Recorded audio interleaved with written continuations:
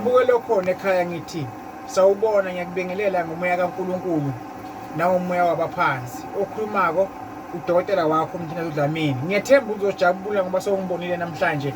Ngiyaphila ngithemba nawe uyaphila mbukelo khona ekhaya. Ngumfulo ngashi insizwe oyithembayo yiyo lena ekhulumako mbukelo khona ekhaya. Ngicela namhlanje futhi ke sike sikhuleke sibiza uNkulunkulu sibiza abaphansi amadlozi phakame isithunywa phakame idlozi yonke into eyisiphiwo sakho mbukelo khona ekhaya.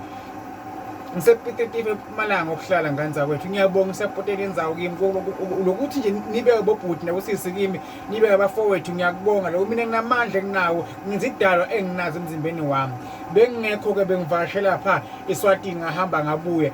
Angazi kuneluhambo olungiphuthumako elungijahayo Nkosi yami mbukelo khona ekhaya. NgiyeThekwini kusasa lokusako zobe zu14 ekuseni ngo8 ngibe sengilapha eThekwini kwaSolwandle. Kukhona abafuna ukuthi ngibaqhawule ngesamsandla, kukhona abafuna ukuthi ngibageza ababili abathathu. Nawe na ufisile ngithinte efonini, na udinga ukuphothela isiwasho ngithinte efonini.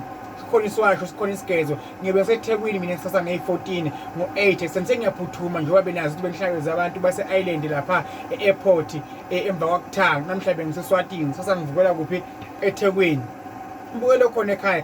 Namhlanje ngiphethe ikhandlela eliblue lapha ngizokucela wena inhlanhla mbukelo khona ekhaya nalibhodlela lapha liphethe enye into lapha. Namhlanje ngicela ukungavezi lapha ukuthi lapha kwenzakala niyazi ukuthi lakhaya kuyafuthwa kuyagezwa. Uma ke ngakuthinta ngesamsandla uyawuphumelela. Ngiyakucela ukuba uthumele inkinga yakho mbukelo khona ekhaya. Njengamanje ngifuna ukukhuleka njengoba ungibukela kunemuntu obheke inkulumo zakho, kunemuntu olalela ukufisa kwakho njengoba manje ubhizi wena manje uthi Mthanazi khuleka nami Mthanazi, ngicela ungibeke emkhulekweni Mthanazi, ngicela uxosha amadimoni empilweni yami nebuthakathi nokonke okubi mbukelo khona ekhaya. Awubheke phela into ezakwenzeka njengamanje. Ngithime kuwe thumela inkinga yakho kuDokotela Dlamini Mthanazi abekangwane ngiyobona umkhulu eSwatini. Ngithi mina phosa mina kufe wena abavala wena ukuthi ungaphumeli. Ngithi into uphumela ngenkani.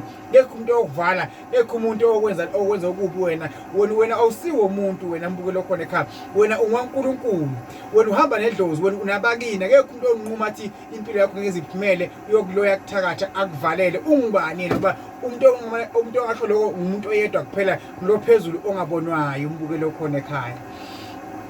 Njengomthanazi uDlamini ngithi Inkosi baba ngicela ababole bakhona emakhaya bakhanyisele baphe nenhlanhla. Angazi la kuqeleni kwami ngizwa ngathi khona into ehlinyakaza nje ehle ingudlula. Ngingazi ukuthi yini lena engigudlula. Kukhona okungigudlulako lapha eceleni kwami. Kuthi kucela kuhamba nami sisake lapha elwandle kuyoba nje ulwandle kuyobutha amandla. Umfulo ngashi losho njalo ulaceleni kwami. Thani umfulo ngashi ngihamba nawe. Amanzi angashi ngiyawathanda futhi isiziwe singashi ngiyasithanda ngoba ngisiphuze emini nasehlobo nasebusika nanini ngiphuze ebusika nasehlobo. Isizibe singashi siphuzwa njalo. Nawe thumela inkinga yakho njengathi Mthanazi Dlamini ngicela ukubona sisekuseni eThekwini. Ngiyawufosta ekuseni lokusaka ngo8 ngibe sengiseThekwini mbukelo khona ekhaya. Thumela inkinga yakho njengamanje.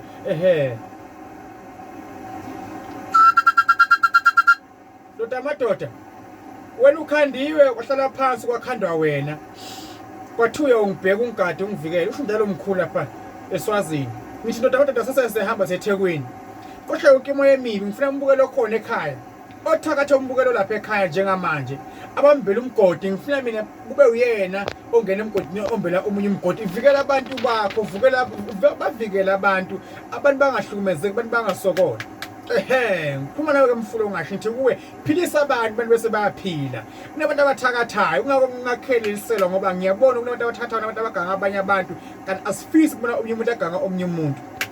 Ngithi njengamanje ke makwenzeke inhlanhla kwenzeke impumelelo. Awukubike mbukelo khona ekhaya umfulo ngasho ufuna kwenzele ini nale khandlela eliblue nelisela phambi kwakho. Thumela inkinga yakho mbukelo khona ekhaya. Akuyena uNkulunkulu uphezulu akabona uNkulunkulu. Abakini kodwa bangazi ukuthi ugcina ukuphila ngoba lapha kunezihlahla ezihlanganisiwe lapha ukuze kwazi ukuthi ukhwesha imoya emibi, ukhwesha amadimoni kuvuleke inhlanhla.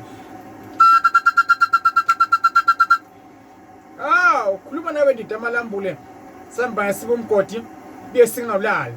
Kodwa shada kasobhuza. Udenda basembelebeleni. Cha lamaqhawe umfulo ngashi. Sasa sesenze yavoza ehamba selwandle. Na umbukelo khona ekhaya ehlukumezeka namabhati namasha bamloya bamthatha. Ngiqinisa umvikele njengamanje. Ngifuna mina aphuphe kube nenhlanhla yonke into ayifisile bese iyakhanya ngendlela afuna ngayo.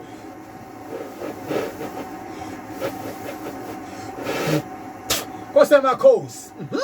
Hayibo. Mina ngifuna ukubamba ngesamsandla.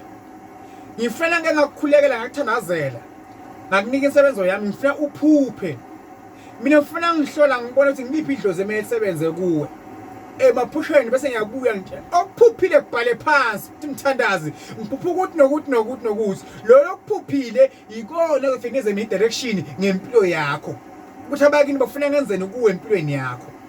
Mina ngikholwa ukho esintwini. Nakuba phansi bangasekho emhlabeni nakuNkulunkulu. Nawuthi kuba ngibheka inkinga zakho ufuna ngikusize. Mina ngifuna ukukuthinta ngesamsandla bese wena soyaphupha. Iphupho lakho ilona emele ethi mina ngililandele lintshele ukuthi wena ngakuphisa kanjani. Abathini abakini uze nophile. Nkosi yamakhosi. Mbukelo khona ekhaya.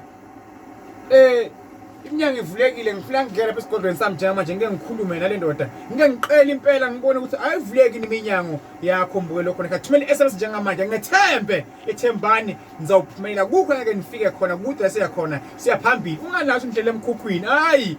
Indlela ekuphumeleleni iqala khona la. Angikwazi ukuveza amathayizi, ngiveze into naloko. Cha, ngihlezi kahle la ngikhulekile indlela engikufunako.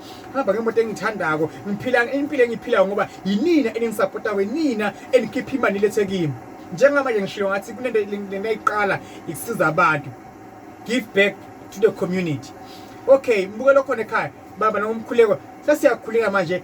Sesiyathandaza njengamanje sicela uNkulunkulu sicela kwabakini Jehova namandla namkhwesa beka uNkulunkulu aphakade uNkulunkulu ongcwele Nkosi yamakhosi Jehova namandla namkhwesa beka mdalezi umhlaba Nkosi namandla ngicela ukuphila kumbukelo khona ekhaya uyagula Jehova namandla mdalezi umhlaba Nkosi yamakhosi ngicela akuconnectane nami uNkulunkulu aphakade akuconnectane nemimoya uNkulunkulu aphakade engithumelako namandla kaNkulunkulu ogula kwashaya stroke makavele aluleke Jehova namandla namkhwesa beka uphethe ikhanda bese liyaphela ikhanda okubuhlungu amandlebe lesadlebe yakhe asayezwa ubuhlungu uphethe ngamazinyo esimazinyo akhe ayaphela kwabebuhlungwini bese uyaphila moya engcwele ovaliwe unenkinga yesifuba unenkinga yesibeletho unenkinga yenyoka ngaphathe esifuni bese inyakazi inyoka iyaphuma ayiphalaze unenkinga yemadimoni sanizimi ngiyaqosha njengamanje egameni lika Jesu Kristu wasebenza moya engcwele mona amandla moya onkazimulo ngikhulela wonke umhlaba uNkulunkulu aphakade abafuna umsebenzi uNkulunkulu aphakade abafuna kuba namathenda ngiyakhulekela abafuna umendo abafuna umshado uNkulunkulu aphethe ngithi basuke iqisho namabhadi ababhidlela imishado ngithi imishado yabo mayibuyile ihlangane bekhona ukuphila bekhona impumelo uNkulunkulu aphakade wangipha amandla ekuphisa abantu uNkulunkulu aphakade nawo umukelo wakho ekhaya njengamanje ngithi uyaphila uyareceive la nkamandla engakhulekelayo engiwathanazelayo uyamukela uNkulunkulu aphakade abanye mongcwele abakhosha ukuhamba njengamanje bayizishosha ngithi suka moya emubi suka amadimoni mangena ukukhanya egameni lakho moya kazimulo wena amandla moya engcwele Jehova namandla khulesabeka babakhulule bababuya bakhona emakhaya moya engcwele baphuphe kahle bayephupha kabi baphume idliso bangaphuphi badla ngiyakuvala uphupha badla egameni lakho phakade haleluya mbukelo khona ekhaya mabelo namkhuleko uyakuthinta thani amen mthazamini futhi ngiyareceive umkhuleko wakho angazi mangikhuleka ngiva ngathi ngabe sengabe sengena emoyeni ngiyakhuleka ngithandaza ngiyahlola ngibona inkinga noma ziba yiningi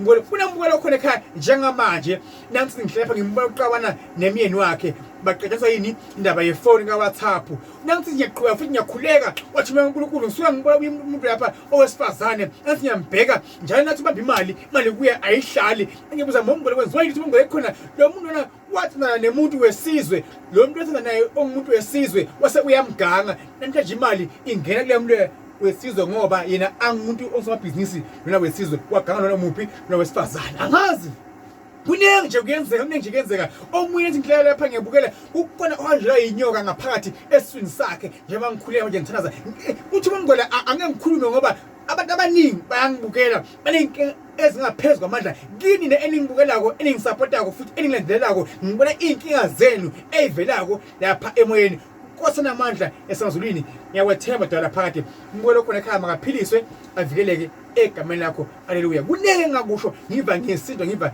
ngiyethwala ngisacela kuyongena esifuthweni mina ngiyafutha mina ngiyathandaza ngiyaphalaza ngiyageza futhi ngingene esifuthweni ngikhuleke bese ngiyaphahla bese kwenzeka izinto akukho lokwenzeka ngemlingo noma ngemagic konke okwenzakalako udinga amandla ukuze uphumele game sona yani lahlekelwe ukuze uphumele embukelo khona ekhaya ekseni ngeyi14 ngizaThekwini sisangumgqibelo ekseni ngibone nasho uyadinga ukungibona kosebusise thank you